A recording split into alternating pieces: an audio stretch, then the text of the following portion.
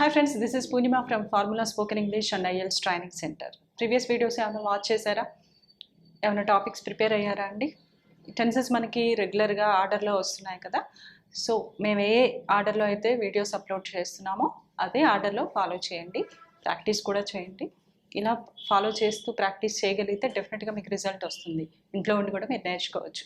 ఒకవేళ అలా నేర్చుకోలేకపోతున్నాం, కొంతవరకు దానివల్ల రిజల్ట్ ఉంటుంది అంటే మన formula English institute online and offline classes కూడా ప్రొవైడ్ చేస్తుంది. ఆన్లైన్ అయితే మీరు ఎక్కడున్నా సరే, ఎక్కడి నుంచి అయినా నేర్చుకోవచ్చు. మనకి అబ్రాడ్ నుంచి కూడా స్టూడెంట్స్ ఉన్నారు. సో మీకు ఏంటంటే ఎక్కడి నుంచి అయినా నేర్చుకోవడానికి అవకాశం ఉంది. గూగుల్ మీట్ ద్వారా మేము క్లాసెస్ కండక్ట్ చేస్తున్నాం. సో ఆన్లైన్లో కూడా చాలామంది స్టూడెంట్స్, థౌజండ్స్ ఆఫ్ స్టూడెంట్స్ నేర్చుకున్నారు. ఈ లాక్డౌన్ తర్వాతే చాలా మంచి రిజల్ట్ ఇవ్వగలుగుతున్నాం ఆన్లైన్లో కూడా. అలా అయినా ప్లాన్ చేసుకోండి. ఒకవేళ మీరు హైదరాబాద్ లేదా చుట్టుపక్కల ఉంటే, ఇక్కడికి వచ్చి నేర్చుకునే అవకాశం ఉంటే ఆఫ్లైన్ అయితే ఇంకా బాగుంటుంది. ఎలాగైనా మీరు ప్లాన్ చేసుకొని నేర్చుకోవచ్చు. ఒకవేళ ఈ రెండు కుదిరిన పక్షంలో మీరు వీడియోస్ అయినా కరెక్ట్గా చూస్తూ ఒక సిస్టమాటిక్ వేలో మేము ఏ ఆర్డర్లో అయితే మేము వీడియోస్ ఇస్తున్నామో అదే ఆర్డర్లో మీరు ఫాలో చేస్తూ ప్రాక్టీస్ చేస్తూ నేర్చుకోండి. ప్రీవియస్ క్లాస్లో మనం పాస్ట్ కంటిన్యూస్ టెన్స్ క్లోజ్ చేసాం. ఈరోజు ఫ్యూచర్ కంటిన్యూస్ టెన్స్ చెప్పాలనుకుంటున్నా.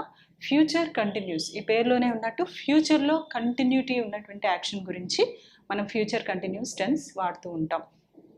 ఏదైనా ఒక పని ఫ్యూచర్లో జరుగుతుంది అని చెప్పాల్సి వస్తే సింపుల్ ఫ్యూచర్ టెన్స్ వాడితే సరిపోతుంది. ఒకవేళ ఫ్యూచర్లో ఒక పీరియడ్ ఆఫ్ యాక్షన్లో జరుగుతూ ఉంటుంది అని చెప్పాల్సి వస్తే అప్పుడు మనం ఫ్యూచర్ కంటిన్యూస్ టెన్స్ తీసుకోవాల్సి ఉంటుంది. చూడండి, I will go to college tomorrow అనొచ్చు. అంటే ఇక్కడ సింపుల్ ఫ్యూచర్ టెన్స్ వాడుతున్నాం.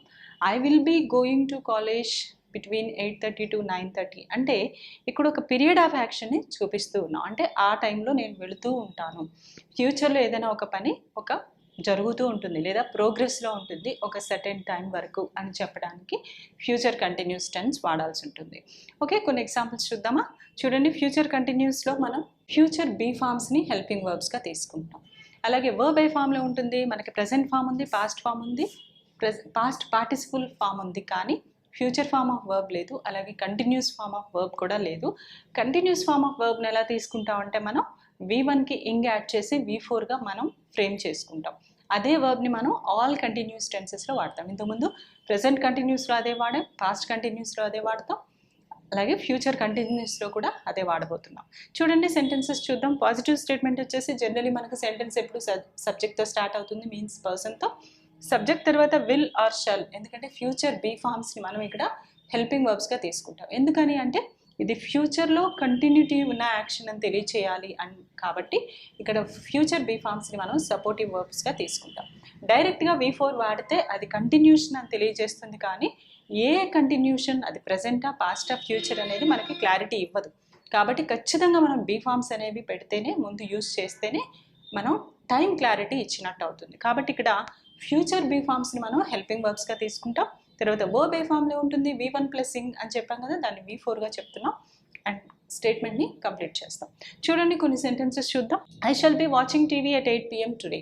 ఈరోజు సాయంత్రం 8కి నేను టీవీ చూస్తూ ఉంటాను. ఇక్కడ కంటిన్యూస్ యాక్షన్, కొద్దిసేపు చూస్తాం కదా టీవీ అయితే, సో కంటిన్యూటీని తెలియజేస్తుంది కాబట్టి ఇక్కడ నేను ఫ్యూచర్ కంటిన్యూస్ వాడా.